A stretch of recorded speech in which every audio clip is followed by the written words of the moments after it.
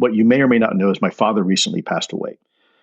He had cancer, like my mother. And my father, however, he was an old soldier, man. That guy, he never told me he was sick. I knew he was sick because I could see him starting to fail, but he never told me. And so I was very fortunate. About a month before he passed away, I was fortunate enough to go on a road trip with him. We were driving from my home in Wyoming down to South Florida, where he lived, and he was staying with his sister.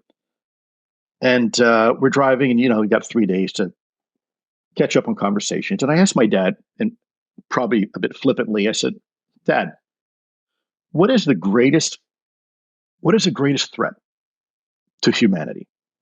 And I was thinking to myself, maybe it's some sort of pandemic or disease, or maybe it's, who knows what, terrorism, right? And my Mm, father looked at me and he thought for a second and he said, corruption. And I said, corruption, like financial corruption? He said, no, son, corruption. Corruption is the act of when you give up or trade one's own values in exchange for something else, right?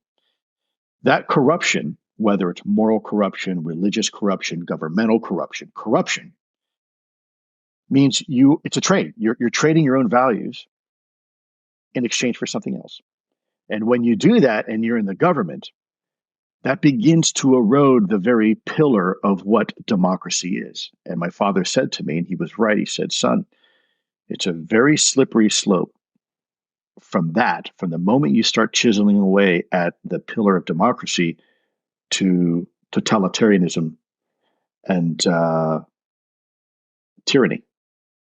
And it happens very quick. And my father would know because he was a revolutionary in Cuba. My father was in the Bay of Pigs.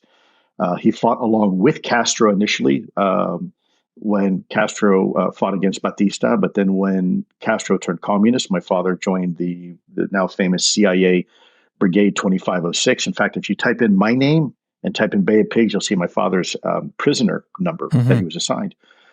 And he lived through that tyranny. And he came to this country, and this country gave us opportunities that no other country would or could offer. And so my father was very loyal to this country. And he taught me at a very early age, what freedom actually means and what someone has to do to preserve it. And the problem is our country here is so great and it's so rich that people can get away with being corrupt in some cases because it's just the system can absorb it.